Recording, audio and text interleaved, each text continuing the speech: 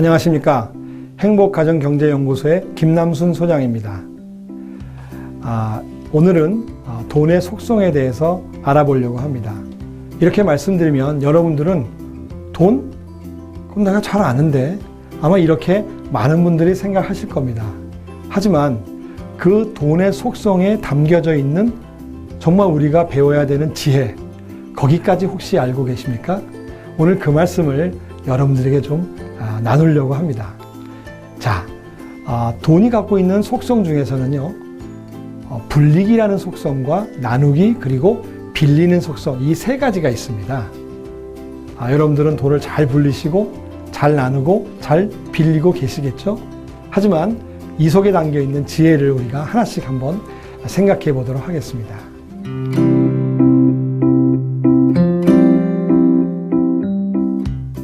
돈을 모아야 하는 이유는 돈을 버는 시간보다 돈을 써야 하는 시간이 더 길기 때문입니다. 평균 수명이 늘어나면서 돈을 써야 하는 시간이 점점 길어지고 있기 때문에 우리는 현명하게 돈을 모아야 합니다. 따라서 돈을 모을 때에는 저축과 투자 중 선택을 해야 합니다. 안전하게 조금씩 모을 것인가, 아니면 좀 불안하더라도 많이 모을 것인가. 이 저축과 투자는 성격과 목적이 매우 다릅니다. 그러면 첫 번째, 저축을 살펴볼까요? 저축의 특징은 원금이 보장되는 안정성이 있습니다. 그래서 자산을 안전하게 증식시키는 아주 좋은 방법입니다. 은행이나 저축은행의 적금, 예금 같은 상품이 여기에 해당됩니다. 그러나 오늘날과 같은 저금리 시대에서는 저축을 이용해서 자산을 증식하는데 매우 많은 시간이 소비됩니다. 여간에서는 자산이 잘 늘지 않기도 합니다. 이러한 저축을 이용하기 위해서는 그렇기 때문에 목표 기간이 3년 이내에 좀 짧은 것, 이런 단기성 목적 자금을 원하실 때 저축을 이용하시기를 바랍니다. 그러면 두 번째는 투자라고 말씀드렸습니다. 이 투자는요, 앞서 말씀드린 것과 같이 원금이 보장되지는 않습니다.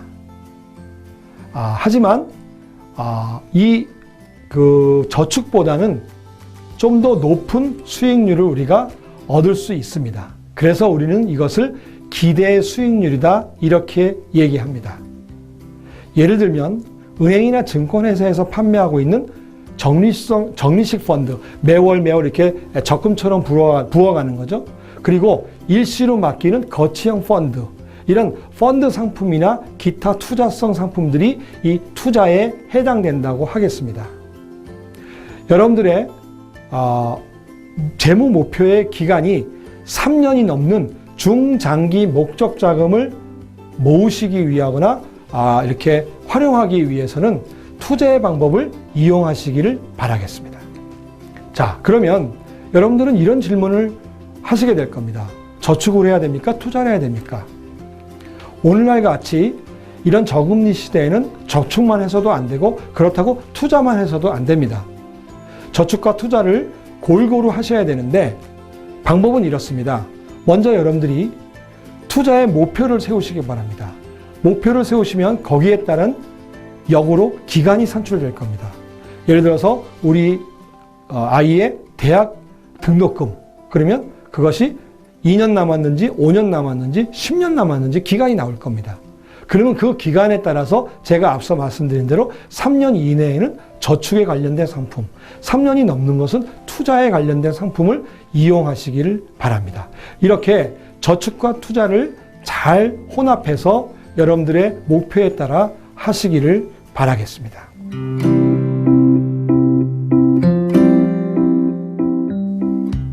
돈을 잘 쓰는 방법 중 하나는 내가 가진 돈을 타인과 나눔으로써 소외된 이웃에게 희망의 단서를 만들어주는 것입니다. 내가 가진 것을 나누는 것은 행복하고 풍성한 삶을 누릴 수 있는 가장 간단한 방법입니다. 돈을 나누는 방법은 두 가지가 있다고 합니다. 첫 번째는 세금입니다. 여러분께서 열심히 일해서 월급을 받으시면은 세금을 내는데 그것이 갑종근로소득세입니다. 그런데 이 세금은 우리나라는 누진세를 적용하고 있기 때문에 소득이 많아질수록 세율이 올라갑니다. 그럼 왜 이렇게 누진세를 채택할까요? 많이 버시는 분에게 세금을 많이 좀 걷어서 국가가 여러 가지 방법으로 어려운 사람들에게 나눠주는 겁니다. 요즘엔 특히 복지를 통해서 그런 일들을 많이 하고 있겠죠? 자, 세금은 이렇게 남과 나누는 아주 좋은 기능을 갖고 있습니다. 두 번째는 기부입니다. 여러분, 물질적으로, 정기적으로 기부를 하고 계십니까? 혹시? 그렇게 하시기를 제가 권해드립니다. 왜냐? 그렇게 함으로써 우리는 정말 풍성한 삶을 살 수 있게 되기 때문에 그렇습니다. 그러나 경제적으로 좀 그런 여유가 없는 분들도 계십니다. 그래서 그런 분들을 위해서 또 제가 생각한 3가지의 방법을 한번 말씀드리도록 하겠습니다. 첫 번째는 여러분들이 갖고 계신 재능을 기부하는 재능 기부입니다. 많은 재능이 있으시죠? 두 번째는 헌혈입니다. 우리나라는 피가 필요해서 외국에서 피를 수입해 온다고 합니다.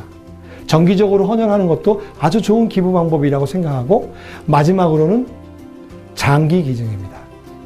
지금도 수만 명, 많은 사람들이 장기를 기다리면서 어려워하고 있다고 합니다. 장기는 우리가 살았을 때 기증하는 것이 아니라 죽은 다음에 기증하게 된다고 합니다. 여러분, 장기 기증을 많이 실천하시기를 제가 부탁드리겠습니다.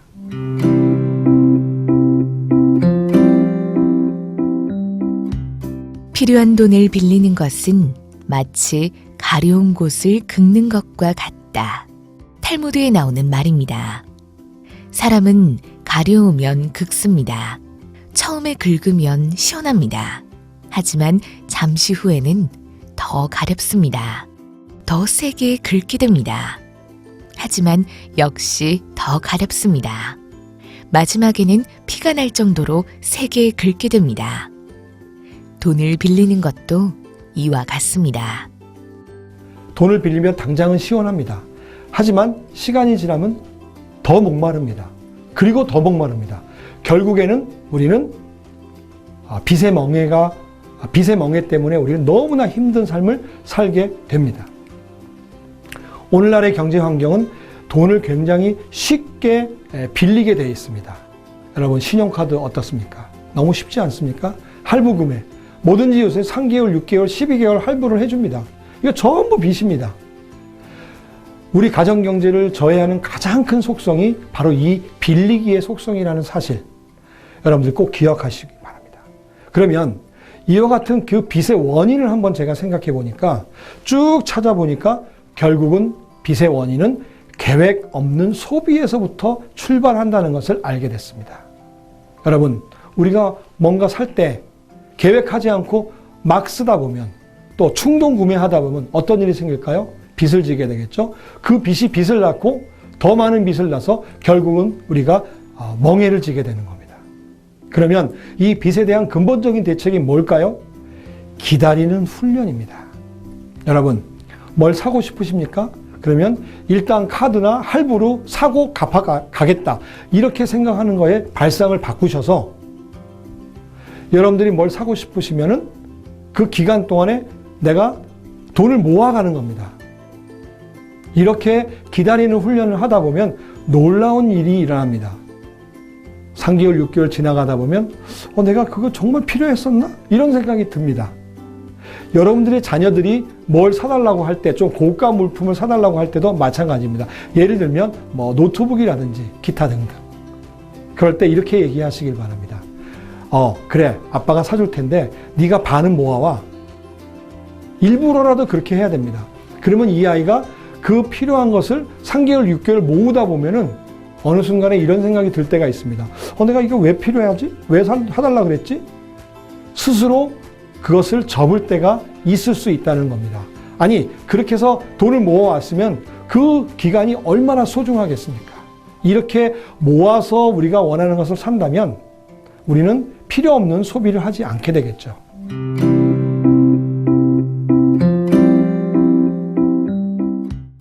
신용카드는 플라스틱으로 되어 있을 뿐 현금과 동일한 통화 수단이다. 지금 당장 돈이 지출되는 것이 아니라 돈이 지출되는 시점이 조금 늦춰진다는 것만 다를 뿐이다. 그러나 신용카드를 현금과 동일하게 생각하지 못하는 사람들이 많다. 신용카드의 결제 기간은 한 달이다. 지금 구입해도 한 달 후에 돈을 지출하는 것이다. 그런데 만일 이 결제 기간이 더 짧아진다면 어떨까? 만일 신용카드의 결제 기간이 일주일이라면 사용하는 돈의 액수는 결제 기간이 한 달일 때보다 줄어들 것이다. 결제 기간이 줄어들수록 심리적으로 현금과 같아지기 때문이다.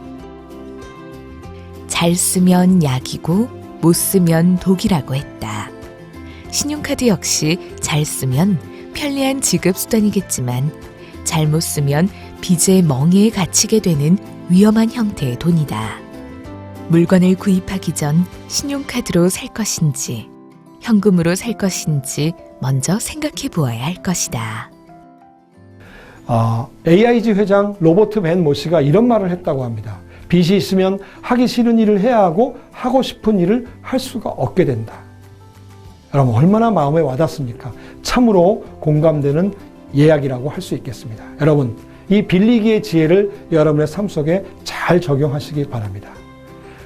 자, 이상으로 오늘의 저희 강의를 마치겠습니다. 여러분 모두 행복한 부자가 되시기를 바라겠습니다.